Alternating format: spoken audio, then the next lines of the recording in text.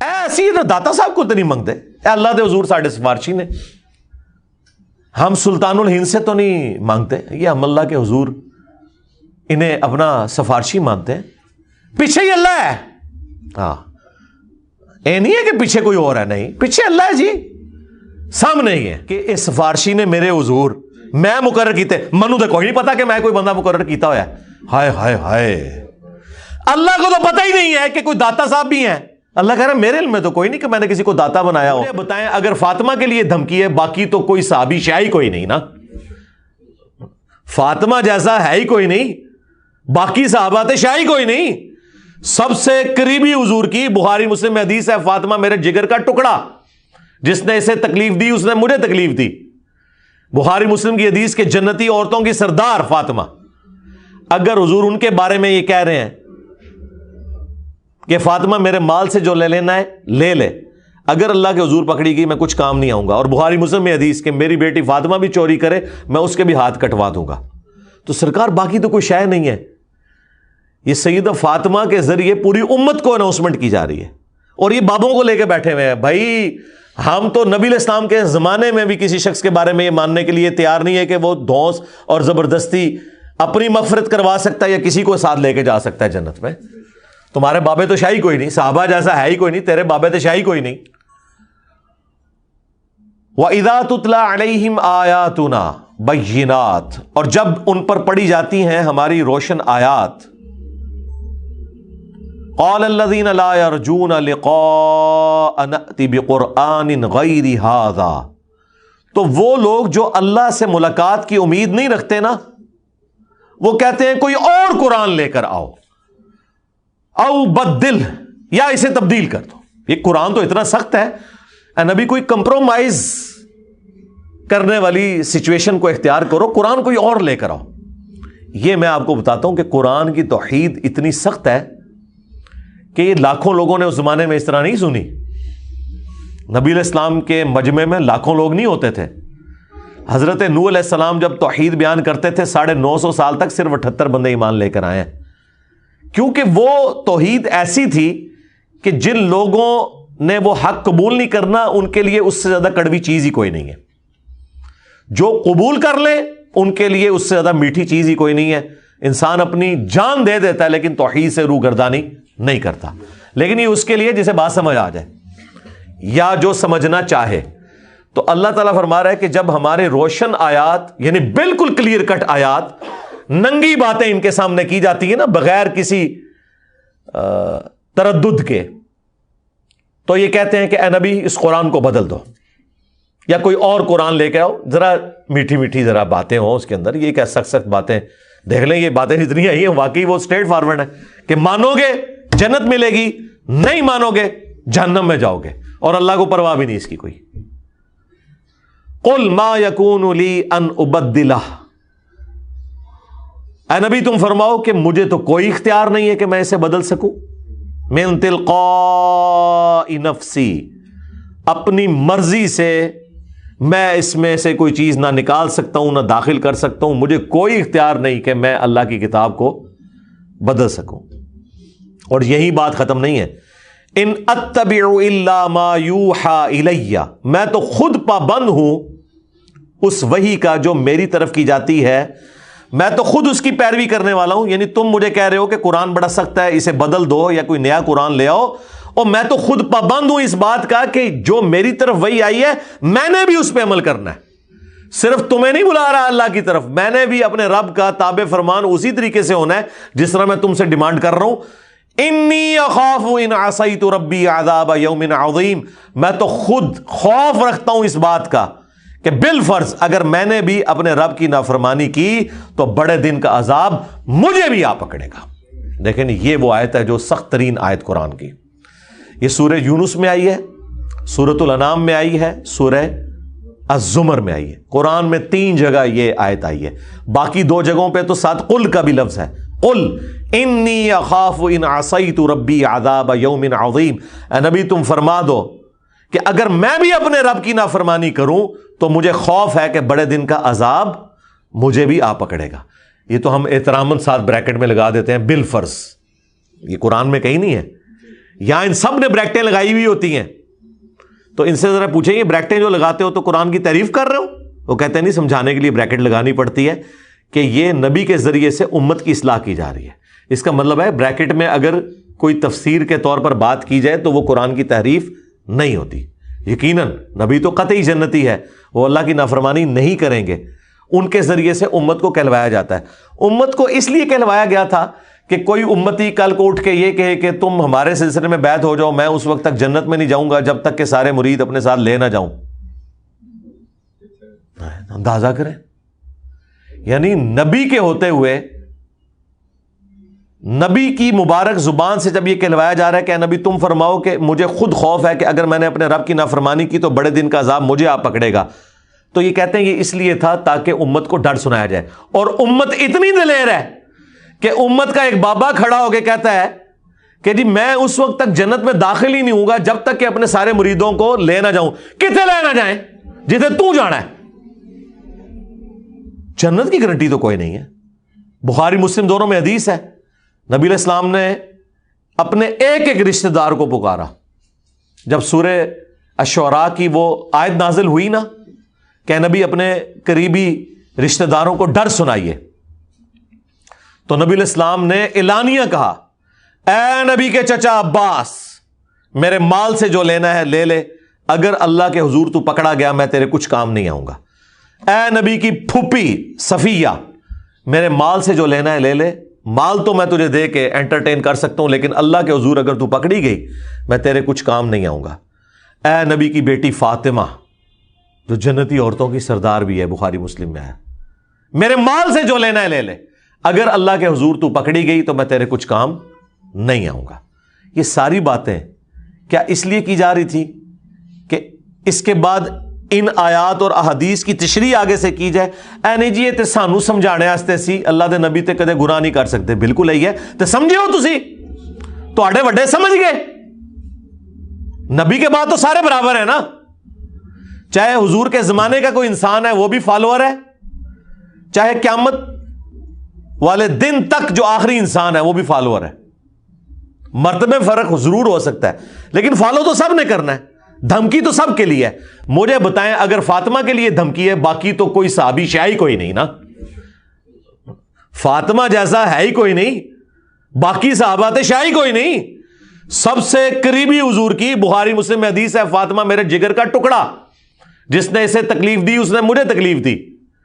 بخاری مسلم کی حدیث کے جنتی عورتوں کی سردار فاطمہ، اگر حضور ان کے بارے میں یہ کہہ رہے ہیں کہ فاطمہ میرے مال سے جو لے لینا ہے لے لے، اگر اللہ کے حضور پکڑی گئی میں کچھ کام نہیں آؤں گا، اور بخاری مسلم میں حدیث کہ میری بیٹی فاطمہ بھی چوری کرے میں اس کے بھی ہاتھ کٹوا دوں گا، تو سرکار باقی تو کوئی شے نہیں ہے۔ یہ سیدہ فاطمہ کے ذریعے پوری امت کو اناؤنسمنٹ کی جا رہی ہے، اور یہ بابوں کو لے کے بیٹھے ہوئے ہیں۔ بھائی ہم تو نبی علیہ السلام کے زمانے میں بھی کسی شخص کے بارے میں یہ ماننے کے لیے تیار نہیں ہے کہ وہ دھونس اور زبردستی اپنی مغفرت کروا سکتا ہے یا کسی کو ساتھ لے کے جا سکتا ہے جنت میں۔ تمہارے بابے تو شاہی کوئی نہیں، صحابہ جیسا ہے ہی کوئی نہیں، تیرے بابے تو شاہی کوئی نہیں، اہل البیت جیسا ہے ہی کوئی نہیں، تیرے بابے تو شاہی کوئی نہیں۔ تو یہ اسی لیے دیکھیں کام صحیح ڈالا ہے انہوں نے، قرآن ڈائریکٹ نہیں پڑھنا، گمراہ ہو جاؤ گے، ہو گئے گمراہ، سی گمراہ ہو گئے آپ کے نظریات سے، اور آپ گمراہ ہو گئے قرآن و سنت کے نظریات سے۔ ہم آپ کے بزرگوں کے غلط نظریات سے گمراہ ہو کر اسلام کی طرف آ گئے، اور آپ اسلام کے نظریات سے گمراہ ہو کے اپنے بابوں کے پیچھے لگ گئے، کیونکہ آپ نے قرآن و سنت پڑھی نہیں تھی۔ قُلْ لَوْ شَاءَ اللَّهُ مَا تَلَوْتُهُ عَلَيْكُمْ، اے نبی تم فرماؤ کہ اگر اللہ ہی چاہتا تو میں کبھی قرآن تم پر نہ پڑھتا، وَلَا أَدْرَاكُمْ بِهِ، اور نہ اللہ تعالیٰ تمہیں اس کتاب کے اوپر مطلع کرتا۔ اللہ اکبر، یعنی یہ اللہ کی مرضی تھی، یعنی مجھے خود بھی نہیں پتا، مجھے اللہ تعالیٰ نے مبعوث کیا اس کام کے لیے۔ ایک اور جگہ قرآن میں آیا کہ اے نبی تم فرما دو کہ مجھے کوئی امید نہیں تھی کہ میری طرف یہ وحی نازل ہوگی، یعنی میں کوئی دھاگ لگائے نہیں بیٹھا ہوا تھا اس اعتبار سے کہ میری طرف کوئی وحی آنی تھی۔ نبی علیہ السلام تو ایک بڑی ڈائنامک لائف گزار رہے تھے۔ جب آپ کی عمر مبارک کا 40واں سال شروع ہے تو اچانک آپ دنیا سے دل آپ کا اچاٹ ہوا. کیونکہ اگر نبی علیہ السلام شروع سے ہی کوئی اس طرح کی تپسیا کر رہے ہوتے کسی غار میں بیٹھ کے, تو لوگ کہتے کہ یار اتنے سالوں سے بیٹھا ہوا تھا, کچھ نہ کچھ تو اس نے نکال لانا تھا اس میں سے. آپ کی زندگی کو اللہ نے اس لیے اتنا ڈائنامک بنایا ہے کہ کوئی کل کو اعتراض کر ہی نہ سکے. ایک چلتا پھرتا ایکسٹروورٹ انسان جو ایک مکے کی امیر ترین عورت کا خامند ہے, جو تجارت کر رہا ہے اور بالکل نارمل لائف گزار رہا ہے, اچانک جب اس کی زندگی کا 40واں سال آتا ہے اور اس کا دل دنیا سے اچاٹ ہوتا ہے, اور چند دلوں کے لیے اللہ تعالیٰ اس کی رہنمائی کرتا ہے غار ہرا کی طرف, اور وہ بھی اس کی بیوی اسے کھانا باندھ کے دیتی ہے ساتھ. اندازہ کریں, بخاری مسلم میں ہے کہ نبی علیہ السلام اپنا کھانا گھر سے لے کے جاتے تھے, ان کے بابے نگاہ مار کے تو یہ وہ کر دیتے ہیں, اندازہ کریں, اور حضور اپنا کھانا ساتھ لے کے جاتے تھے. اور وہاں پہ فرشتہ آتا ہے اور وہ سارے کا سارا سلسلہ نبی علیہ السلام کے لیے ایک مشکل زندگی کا آغاز شروع ہو جاتا ہے. اور اس لیول کی مشکل زندگی کہ وہ لوگ جو پہلے آپ کو صادق اور امین کہتے تھے وہی آپ کے جان کے دشمن بن گئے, حتیٰ کہ آپ کو 52 سال جس شہر میں آپ نے زندگی گزاری وہ شہر بھی چھوڑنا پڑ گیا. کوئی اعلانیہ نہیں, رات کے وقت اندھیرے میں آپ کے سر کی قیمت 100 اونٹ لگ چکی ہوئی ہے, اور اسی میں آپ کو غار ثور میں بھی 3 دن کے لیے رکنا پڑا. اور پھر اس کے بعد بھی کوئی مدینے میں جا کے نبی علیہ السلام کی زندگی کو سکون کی نہیں ہے, جنگوں سے عبارت ہے. 2 ہجری میں غزوہ بدر, 3 میں احد, 5 میں خندق, 6 میں صلح حدیبیہ, 7 ہجری میں غزوہ خیبر, 8 میں فتح مکہ, اور 8 ہی میں غزوہ حنین, اور 9 میں رومن امپائر کے خلاف غزوہ تبوک, اور 11 ہجری کے سٹارٹ میں ڈیتھ ہو گئی. پوری کی پوری زندگی قربانیوں سے عبارت ہے.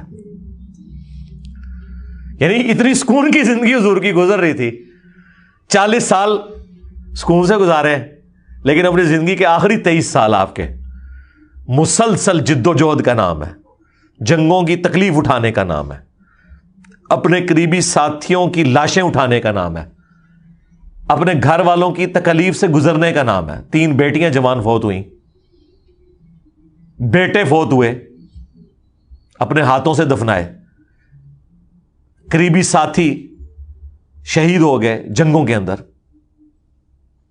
اور کیا کیا تکلیفیں آپ کو مستقبل کے لیے بھی بتا دی گئی کہ آپ کے نواسوں کے ساتھ یہ ہونے والا ہے, آپ کے فلاں صحابی کے ساتھ یہ ہونے والا ہے آپ کے بعد.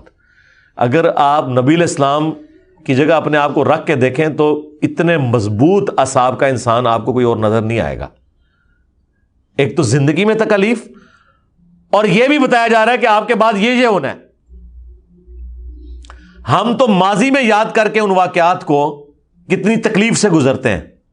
جس شخص نے اپنی محنت سے سارا کا سارا یہ سسٹم قائم کیا, اور اسے بتایا جا رہا ہے کہ 30 سال کے بعد خلافت راشدہ ختم ہو جائے گی, یہ قتل و غارت شروع ہو جائے گا. اور پھر آپ خود بتا رہے ہیں, بخاری مسلم میں حدیث ہے کہ جس طرح اگلی قومیں تباہ و برباد ہو گئی تھی, دنیا کے مال میں ڈوب گئی تھی, مجھے تم سے یہ خطرہ نہیں کہ تم شرک کرنے لگو, تم بھی آپس میں ایک دوسرے کو قتل کرو گے اور تباہ و برباد ہو جاؤ گے جس طرح اگلے لوگ. کیونکہ یہ اللہ کی سنت ہے, ہر عروج کو زوال ہے, یہ ذہن میں رکھیے گا. یہ ہو ہی نہیں سکتا کہ عروج ہمیشہ قائم رہے, یہ اللہ کی سنت کے خلاف ہے. اللہ کی سنت یہ ہے کہ اللہ تعالیٰ عروج جب دیتا ہے نا, تو پھر عین اس عروج کے اندر اس طریقے سے وہ رسی کھینچتا ہے کہ دوبارہ سے ڈاؤن فال شروع ہو جاتا ہے. دنیا میں کسی نے عروج ہمیشہ نہیں دیکھا. آپ مسلمان دیکھیں کہ کوئی مقابلہ ہی نہیں تھا سامنے, اور یورپ تک پورے کا پورا سسٹم پھیل گیا. بس وہ حضور کی وفات کے ایگزیکٹلی آلموسٹ 100 سال کے بعد ایک جنگ مسلمان جو ہے وہ فرانس والی جنگ ہار گئے, ورنہ وہ جنگ جیت جاتے تو پوری دنیا پہ قبضہ ہو جاتا. لیکن وہ اللہ تعالیٰ اینڈ ٹائم پہ کھینچتا ہے, کیونکہ کسی کو فری ہینڈ نہیں دیا جاتا. تاتاری کس طرح ہر چیز کو ملیا میٹ کرتے جا رہے تھے, تو عین الجالود کے اندر جا کے وہ ان کو شکست ہوئی, وہاں سے ان کا ڈاؤن فال شروع ہو گیا. سلطنت عثمانیہ 600 سال تک, آج جناب وہ اتنا سا ٹرکی ملک رہ گیا, ترکی کدھر 3 بر اعظموں میں پھیلا ہوا, افریقہ سے لے کے یورپ اور یہاں ایشیا بھی سارے کا سارا. تو اللہ تعالیٰ الٹیمیٹلی ہر عروج کو زوال دیتا ہے. یہ اللہ کی سنت ہے. تو نبی علیہ السلام کی زندگی تکالیف سے عبارت تھی جی. تو اللہ تعالیٰ اسی زندگی کا ذکر کرتے ہوئے کہہ رہا ہے کہ اے نبی ان سے فرماؤ کہ اگر اللہ ہی نہ چاہتا تو میں نہ یہ قرآن تم پہ تلاوت کرتا اور نہ تمہیں اس کتاب سے آگاہ کیا جاتا. فقد لبثت فیکم عمرا من قبلی، تو بے شک میں عمر کا ایک اچھا خاصا حصہ اعلان نبوت سے پہلے تم میں گزار چکا ہوں. افلا تعقلون، کیا تم عقل نہیں رکھتے؟ اچھا، لوگ اس آیت کا ایک پہلو لیتے ہیں کہ جی دیکھیں نبی علیہ السلام اعلان نبوت سے پہلے بھی ایک پرفیکٹ لائف گزار رہے تھے. اللہ تعالیٰ نے نبی علیہ السلام کی اعلان نبوت سے پہلے کی زندگی کو دلیل بنایا ہے اس دین حق کی، قرآن کی، توحید کی. بالکل، یہ سیکنڈری رزلٹ ہے. پرائمری رزلٹ اصل میں اس کانٹیکسٹ میں یہ ہے کہ یہ جو کتاب ہے میری زندگی کھلی کتاب تھی تمہارے سامنے. اس سے پہلے میں نے کبھی کوئی اس طرح کا کلام تمہارے سامنے نہیں پڑھا. یہ اس بات کا ثبوت ہے کہ یہ اللہ تعالیٰ نے میرے ساتھ غیر معمولی معجزہ کیا ہے، مجھے پیغمبر بنا کے مبعوث کیا ہے. یہ آیات اس لیے نہیں تھی کہ نبی علیہ السلام کی وہ اس سے شان بیان کرنی تھی آپ نے، یہ اس لیے تھی کہ نبی علیہ السلام کی نبوت کا مقصد پتہ چلتا اور نبی علیہ السلام کی نبوت کو اسٹیبلش کیا جاتا. تو کیا تمہیں عقل نہیں ہے کہ میں نے عمر کا ایک اچھا خاصا حصہ تم میں گزارا ہے؟ فمن اظلم ممن افترا علی اللہ کذبا، تو اس سے بڑھ کر ظالم کون ہو سکتا ہے جو اللہ پر جھوٹ باندھ دے. یعنی جب میں صادق اور امین تھا تمہاری نظر میں، اور میں واقعی صادق اور امین ہوں اور میری زندگی اس پر گواہ ہے، تو اس سے بڑا جھوٹا کون ہوگا جو اللہ پر جھوٹ باندھ دے کہ وہ اللہ کا پیغمبر ہے. دیکھیں اس کائنات میں سب سے بڑا کوئی جھوٹ شرک کے بعد اگر کوئی ہے نا تو وہ یہ ہے کہ کوئی شخص یہ کلیم کرے کہ میں اللہ کا پیغمبر ہوں. سب سے بڑا جھوٹ یہی ہے نا کہ اللہ کے ساتھ کسی کو شریک ٹھہرا دیں. یہ تو نمبر 1 جھوٹ ہو گیا اس کائنات کا، کیونکہ توحید کائنات کی سب سے بڑی سچائی ہے. اس کے بعد دوسرے نمبر پہ اگر کوئی جھوٹ ہو سکتا ہے نا سب سے بڑا، وہ یہ ہے کہ کوئی شخص جو اللہ کا پیغمبر نہیں ہے اور وہ دعوے پیغمبری کرتے. اسی لیے ہم جھوٹے پیغمبروں کو دجال کہتے ہیں، دھوکہ باز، دجل کرنے والے. تو یہ اس طرف اشارہ ہے کہ بتاؤ اس سے بڑھ کر ظالم کون ہو سکتا ہے جو اللہ پر جھوٹ باندھے. مراد کیا کہ وہ یہ کہے کہ میں اللہ کا پیغمبر ہوں. تو جب میں صادق اور امین ہوں اور میری زندگی اس پر گواہ ہے تو میرے سے بڑا کوئی جھوٹا نہیں ہو سکتا کہ میں اللہ کے اوپر جھوٹ باندھوں کہ میں اللہ کا پیغمبر ہوں. لیکن ایسا نہیں ہے کیونکہ تم بھی مانتے ہو کہ میں جھوٹا نہیں ہوں. او کذب بآیاتی، یا سب سے بڑا پھر وہ جھوٹا ہوگا جو اللہ کی آیات کو جھٹلائے گا. تیسرے نمبر پہ اس کا نمبر آ جائے گا کہ جسے یہ پتہ چل جائے کہ یہ اللہ کا پیغمبر ہے اور یہ اللہ کی آیات ہے اور وہ اسے جھٹلاتے ہیں. پہلے نمبر پہ جھوٹا کون؟ جو اللہ کے ساتھ شرک کرے. دوسرے نمبر پہ کون؟ کہ وہ دعوے نبوت کر دے کہ میں اللہ کا پیغمبر ہوں اور وہ نہ ہو. اور تیسرے نمبر پہ کون؟ کہ واقعی اگر کوئی پیغمبر اس کے سامنے آ جائے اسے پیغمبر ماننے سے انکار کر دے. وہ سب سے بڑا جھوٹ ہے، اللہ کی آیات کا انکار کر دے. انہ لا یفلح المجرمون، بے شک جو مجرم لوگ ہیں، جو تباہی کے اوپر اترے ہوئے ہیں، گمراہی کے اوپر اترے ہوئے ہیں، انکار کرنے کے اوپر اترے ہوئے ہیں، انہیں کبھی اللہ نے ہدایت نہیں دینی. وَيَعْبُدُونَ مِن دُونِ اللَّهِ، اور یہ عبادت کرتے ہیں اللہ کے سوا ان ہستیوں کی، مَا لَا يَضُرُّهُمْ وَلَا يَنْفَعُهُمْ، جو نہ انہیں کوئی نقصان دے سکتی ہیں نہ کوئی نفع. اچھا، فوراً جب آپ توحید کے اوپر آیات پڑھیں تو یہ کہتے ہیں نہیں ہم نے تو کبھی کسی بابے کی عبادت کی نہیں. دیکھیں جی ہم تو اللہ کا بندہ ہی مانتے ہیں. اگلا حصہ چھوڑ دیتے ہیں. اللہ تعالیٰ نفی صرف عبادت کے اعتبار سے نہیں کر رہا بلکہ یہ بھی کر رہا ہے کہ یہ ہستیاں نہ کسی کو نقصان دے سکتی ہیں نہ نفع. ایک مرے ہوئے شخص جو قبر میں پڑا ہوا ہے اس کی کوئی عبادت نہیں کرتا، ٹھیک ہے بہت اچھی بات ہے، لیکن یہ عقیدہ رکھتا ہے کہ یہ میری بھینسوں کا دودھ خشک کر سکتا ہے، اس کے نام کی میں نے 11ویں نہ دی تو میرے اوپر کوئی مصیبت آ سکتی ہے. تو اس کا کیا مطلب ہے کہ آپ اسے نفع و نقصان کا مالک مانتے ہیں. تو آپ بھی شرک ہی کر رہے ہیں. اور شرک کیا ہے؟ آدھی آیت لیتے ہو کہ ہم تو جی عبادت تو کوئی نہیں کرتے، اللہ نے تو عبادت کرنے والوں کی نفی کی ہے. سرکار ساتھ ذکر کیا ہے ما لا یضرهم ولا ينفعهم، جو ہستیاں نہ انہیں نقصان دے سکتی ہیں نہ نفع دے سکتی ہیں. وَيَقُولُونَ اور یہ کہتے ہیں هَؤُلَاءِ شُفَعَاؤُنَا عِندَ اللَّهِ، وہ کہتے ہیں نہیں ہم ان کو تو پکار ہی نہیں رہے، یہ اللہ کے حضور ہمارے سفارشی ہیں. سیم وہی مینٹیلٹی. ایسی داتا صاحب کو تو نہیں منگتے، اے اللہ دے حضور ساڈے سفارشی نے، ہم سلطان الہند سے تو نہیں مانگتے، یہ ہم اللہ کے حضور انہیں اپنا سفارشی مانتے ہیں. پیچھے ہی اللہ ہے. ہاں اے نہیں ہے کہ پیچھے کوئی اور ہے، نہیں، پیچھے اللہ ہے جی، سامنے ہی ہے. سرکار پھر اس کا جواب اللہ تعالیٰ نے جس انداز میں دیا ہے نا، وہ ایسا انداز ہے کہ اگر ہم خود سے دیتے تو یہ کہتے ہیں کتنی گستاخانہ بات کر رہے ہو. اللہ تعالیٰ فرما رہا ہے قل اتنبئون اللہ بما لا يعلم فی السماوات ولا فی الارض، کیا تم اللہ کو وہ بات بتا رہے ہو کہ جو اللہ کے علم میں بھی نہیں ہے، نہ آسمانوں میں اور نہ زمین کے اندر. ہائے ہائے ہائے ہائے، اللہ کے علم میں تو کوئی بات ایسی ہے ہی نہیں کہ نہ ہو. اللہ تعالیٰ دیکھیں غصے کا اظہار، اللہ کہہ رہا ہے کہ منو پہ دس دیو کہ اس سفارشی نے میرے حضور میں مقرر کیتے، منو تو کوئی نہیں پتا کہ میں کوئی بندہ مقرر کیتا ہوا ہے. ہائے ہائے ہائے، اللہ کو تو پتہ ہی نہیں ہے کہ کوئی داتا صاحب بھی ہیں. اللہ کہہ رہا ہے میرے علم میں تو کوئی نہیں کہ میں نے کسی کو داتا بنایا ہو کہ میرے بہاف کے اوپر وہ سفارشی ہوگا. سبحانہ وتعالی عما یشرکون، پاک ہے وہ ہستی، بہت بلند ہے ہر اس شرک سے جو لوگ اس کی طرف منسوب کرتے ہیں. اور مشرکوں، اللہ کو کوئی فرق نہیں پڑتا یہ جو تم نے غلیظ عقیدے وابستہ کر دیے اور ہستیوں کے ساتھ، اللہ کو اس سے کوئی فرق نہیں پڑتا. وَلِعَاذُ بِاللَّهِ تعالی. دیکھیں جی، اللہ تعالیٰ تو اپنے عقائد اور نظریات کے اعتبار سے بالکل سچی اور کھری توحید قرآن میں بیان کر رہا ہے. کسی کو بری لگے، کسی کو اچھی لگے، اللہ تعالیٰ نے یہ بھی پرواہ نہیں کی کہ لوگ کیا بات کریں گے. کس لیول پہ اتر کے اللہ تعالیٰ بتا رہے ہیں. آپ دیکھیں اس سے بہتر اور کیا انداز، سمپل اور بہتر اور بالکل کھلا ڈلا. اللہ تعالیٰ فرما رہا ہے اے نبی ان سے فرماؤ اتنبئون اللہ بما لا يعلم فی السماوات ولا فی الارض، کیا تم اللہ کو بتا رہے ہو وہ چیز جو اللہ کے علم میں تو زمین و آسمانوں کے اندر ہے ہی نہیں ہے، کہ کوئی اللہ نے اپنا کوئی سفارشی مقرر کیا ہوا ہے کہ جو نفع نقصان کا مالک ہے. جب ہم نئے نئے ریورٹ ہوئے نا، 2008-9 کی بات ہے، تو میں ایک اور سائٹ پہ اپنے بھائیوں کے ساتھ گیا، تو وہاں ایک دعوت اسلامی کے بھائی تھے،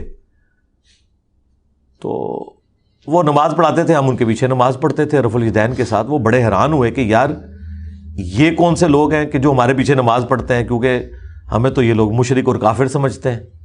اب انہیں پتہ ہی نہیں تھا کہ یہ مخلوق کون سی ہے. تو خیر ہم نے ان سے گپ شپ شروع کی. کچھ عرصے بعد انہوں نے کہا جی آپ ہمارے گھر آئیں، چائے پلائیں آپ کو. اور وہ یہ چاہ رہے تھے کہ ہم دعوت رکھیں، اور ہم چاہ رہے تھے ہم ان کے سامنے دعوت رکھیں. ہم ان کے گھر چلے گئے جی. انہوں نے وہاں سے جال حق نکالی. اب جال حق تو میں اس وقت پڑھتا تھا جب میری داڑھی بھی نہیں نکلی ہوئی تھی، 94 کے اندر FSE میں.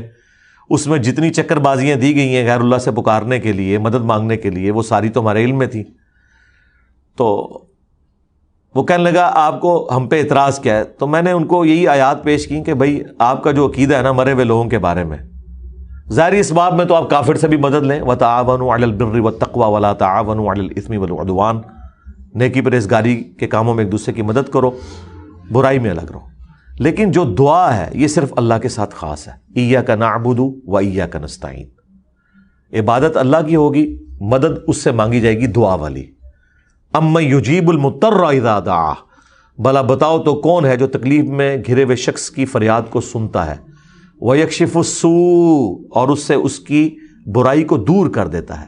ویجعلکم خلفاء الارض، اور تمہیں زمین پر اگلوں کا خلیفہ کرتا ہے. اِلٰہٌ مع اللہ، کیا اللہ کے ساتھ کوئی اور معبود بھی ہے جس کی یہ کوالٹیز ہوں؟ قلیلا ما تذکرون، بہت کم ہی تم نصیحت حاصل کرتے ہو. تو میں نے کہا اس میں واضح لکھا ہوا ہے کہ جو اللہ کے سوا کوئی بھی ہستی، کوئی پیغمبر، جن، فرشتہ، کوئی بزرگ بابا جسے آپ یہ سمجھتے ہیں کہ وہ دعا قبول کرتا ہے، گویا آپ نے اسے معبود مان لیا.